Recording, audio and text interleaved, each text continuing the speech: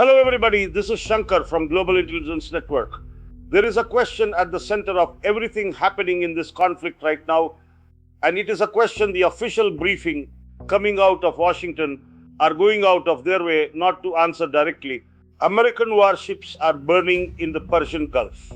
Aircraft carriers, destroyers, bombers, one after another, they are taking hits with a level of precision that has stunned military analysts on both sides of this argument. And now, even the most loyal voices in American media can no longer pretend that nothing is happening. The damage is real. It is documented and it is being confirmed by sources that cannot simply be waved away as Iranian propaganda. So, the real issue now is no longer whether something serious has happened.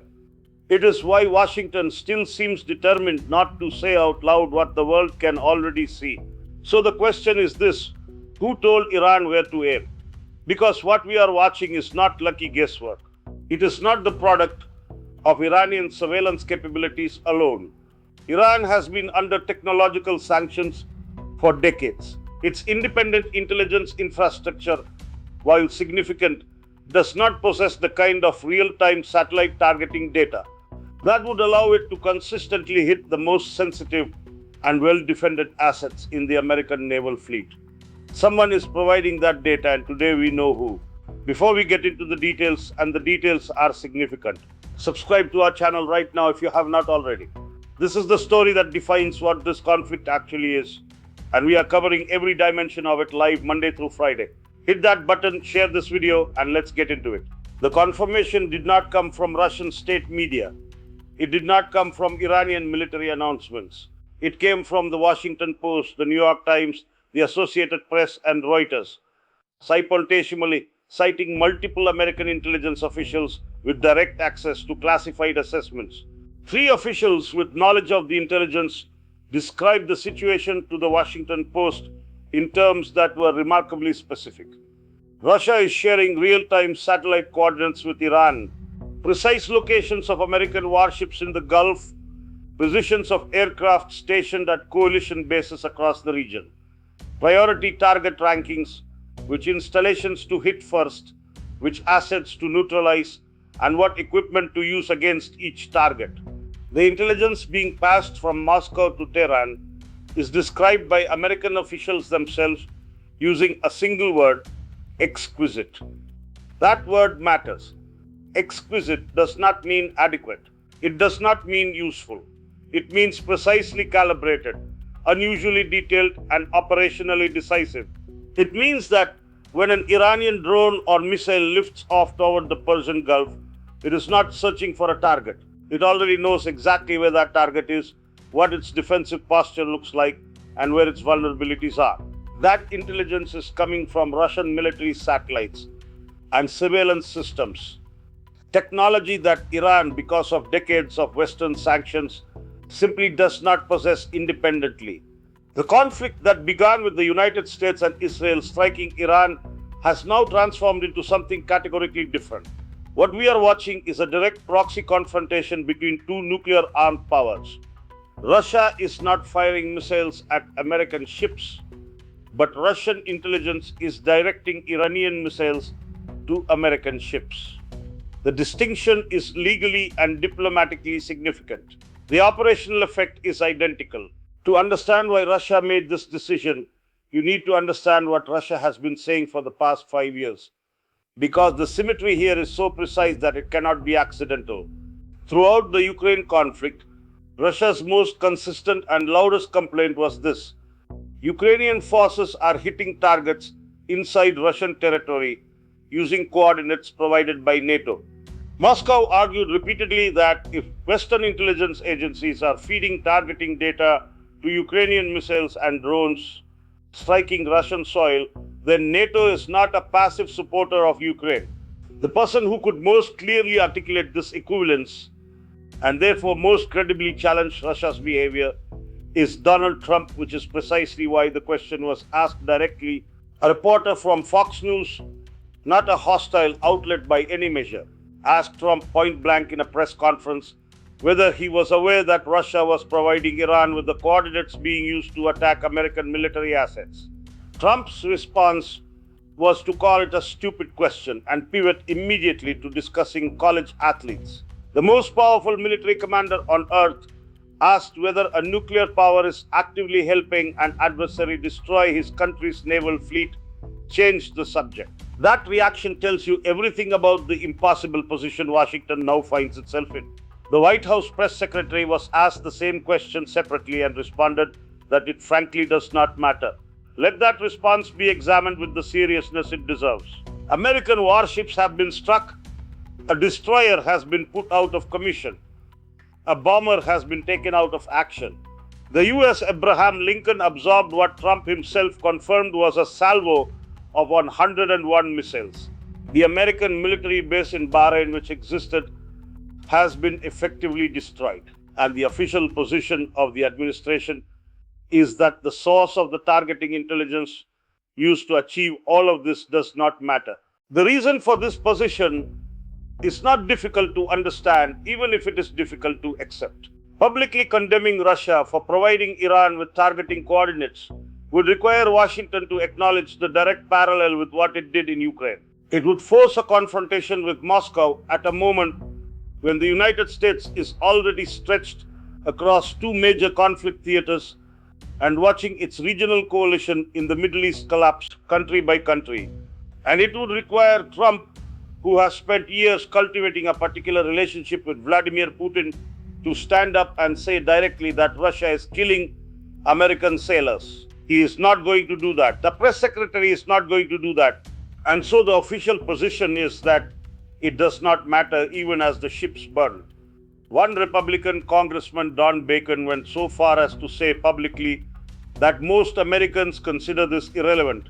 The official posture of the ruling party is that Russian intelligence directing missiles at American naval vessels in the Persian Gulf is irrelevant. That is where American political discourse is at the moment, and it is worth sitting with that for a moment before moving on. Now let's look at Russia's strategic calculation. Because this decision did not come from emotion or impulse. It came from a cold assessment of what Russia cannot afford to lose. The survival of the Iranian regime is, from Moscow's perspective, a non-negotiable strategic interest, and the reasoning is straightforward. If the United States defeats Iran militarily and achieves its objectives in the region, the Strait of Hormuz, through which 20% of the world's oil supply moves and through which approximately 80% of China's oil imports pass, would effectively come under American control. That outcome would give Washington a chokehold over the energy supply of both Russia's most important economic partner and the most significant challenger to American global dominance. Neither Moscow nor Beijing can permit that outcome. The stakes are too high and the implications too permanent. Russia also has a more immediate bilateral interest.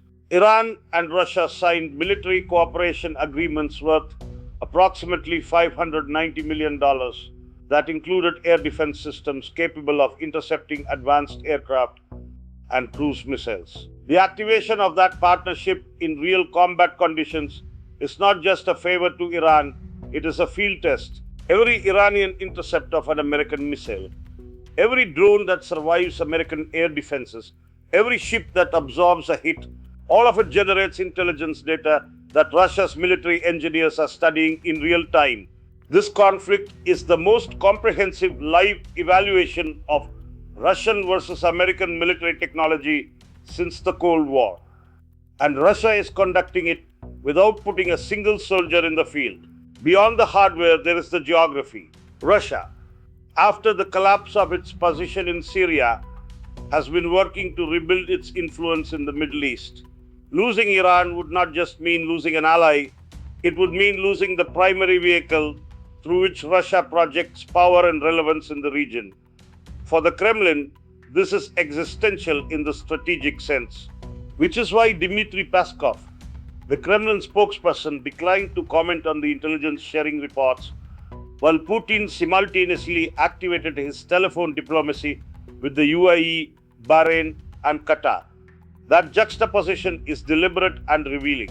Russia is publicly positioning itself as a potential stabilizing force, calling for ceasefire arrangements in the Gulf, while privately enabling the attacks that make a ceasefire necessary. It is a play that serves multiple purposes simultaneously. It keeps Iran in the fight, it drives a wedge between Washington and its Gulf partners, and it positions Moscow as an indispensable actor in any eventual resolution. Iran's response to Putin's diplomatic outreach was equally calculated. Iran signaled willingness to halt attacks on other Arab states with one condition. Those states must stop allowing American forces to use their territory and airspace to conduct operations against Iran. If the bases on their soil are used to strike Iran, Iran reserves the right to strike back regardless of where those bases are located. That condition is not unreasonable from Iran's strategic perspective. It is also impossible for Washington to accept, because accepting it would mean asking Gulf states to effectively expel American forces, which is precisely what Iran has wanted since before this conflict began. The condition is designed to be a wedge. Either the Gulf states comply and America loses its regional basing, or they refuse and Iran continues striking their infrastructure. Both outcomes serve Tehran's objectives, and this is where Putin's role becomes most significant. By positioning Russia as the broker of a Gulf ceasefire arrangement, Moscow gains diplomatic legitimacy in a theater where it had been largely absent since the Syria situation evolved. It gets a seat at the table where the post-war order of the Middle East will eventually be negotiated. And it achieves all of this while its intelligence services continue guiding Iranian missiles toward American ships. Let's now bring China into the picture, because Beijing's role in this conflict is being systematically underreported, and it is essential to understanding the full architecture of what Washington is facing. China is maintaining a deliberately low profile. There are no dramatic announcements, no military deployments, no public statements that could be construed as direct involvement. What China is doing instead is economic. Beijing continues purchasing Russian oil and Iranian oil at scale using local currencies in bilateral trade arrangements that completely bypass the dollar. The financial infrastructure that makes this possible, the same infrastructure that threatens the petrodollar system we covered in a previous transmission, is already operational and handling significant transaction volume. More critically, for the military dimension, China is the source of the microelectronics that go into Iranian drones. The plan to use Kurdish forces to create internal instability within Iran, fracture its territorial cohesion, and generate the kind of internal pressure that might force regime change from within, that plan has not worked. 3 separate attempts to activate it have reportedly failed. And when the air campaign strategy is not producing the desired results and the proxy destabilization strategy has failed, the pressure to consider a ground option increases. No order has been signed. That needs to be stated clearly. But the fact that senior American officials are confirming that the option is being discussed, that it is on the table, that it is being considered seriously, that is itself a significant escalation in the rhetorical and planning environment. Because a ground deployment into Iran would not be a surgical operation. It would be an invasion of a country of 90 million people with a deeply motivated military, terrain that is extraordinarily difficult for mechanized forces, and a population that has spent 40 years being told that American forces represent an existential threat to their nation and their way of life. The body bag calculus alone should give Washington pause. Air campaigns are politically sustainable as long as the casualties are primarily on the other side.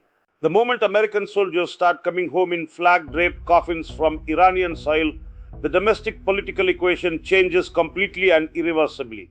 Trump has midterm elections approaching. Fuel prices are already up 30%. Public support for this war was never strong. A ground invasion that produces American casualties at scale would not just end the war politically, it could end the administration. There is one more dimension to examine before we close, and it connects everything we have covered today to the broader trajectory of this conflict. Ukraine is now on both sides of this war simultaneously. Ukrainian soldiers are reportedly deployed in the Middle East, advising American forces on drone countermeasures, drawing on their experience facing Russian-supplied Iranian drones on their own territory. And on the other side of the ledger, Russia is advising Iran and providing targeting data that is being used to destroy American military assets. The war in Ukraine and the war against Iran are not separate conflicts. They are nodes in the same network, connected by technology, by intelligence sharing, by proxy relationships, and by the strategic calculations of powers that have concluded their interests are best served by ensuring that the United States does not emerge from either theater with its military credibility intact. Every Iranian missile that strikes an American vessel using Russian coordinates is a missile that Russia did not have to fire itself. The cost to Moscow is the transmission of a satellite coordinate. The benefit is a degraded American naval presence, an exhausted American military, a fractured American alliance structure, and a global audience watching American military power absorb losses. It is extraordinary strategic value at essentially zero direct military risk. The United States began this conflict demanding Iran's unconditional surrender. Weeks later, its ships are operating in the Persian Gulf, knowing that Russia has already given Iran their positions. The naval dominance that American power projection has depended on for decades is being contested in real time. And the official response from Washington is that it does not matter. It matters. It matters enormously. And we are going to keep telling you exactly how much it matters every single day. Subscribe to this channel now, share this video with everyone in your network who is trying to understand the full scope of what is happening, and join us Monday through Sunday. The official version of this war is getting harder to maintain with every ship that takes a hit. We will give you the real version. What we are witnessing is not just a war of nations. It is a war of systems, of power, of control. And history has shown us wars are rarely fought for the reasons we are told. Where the noise of war is loud, truth is not what is spoken the most, truth is what is hidden the most. Because while missiles fly, narratives are built. While nations fight, systems are reshaped. And while the world watches, power quietly changes hands. Intelligence can elevate humanity or destroy it. What matters is how it is used. This is Shankar from Global Intelligence Network. Stay informed, stay aware, and above all, stay balanced.